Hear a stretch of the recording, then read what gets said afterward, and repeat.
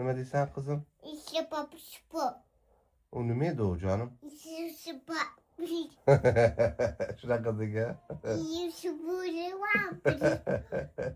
Yomon bo'pti-da. Keyin senga nima dedi u?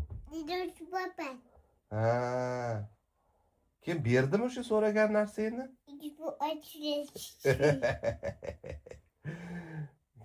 Keyin nima bo'ldi qizim?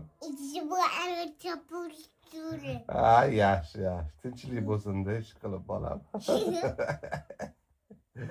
Adasini qizim, adasini.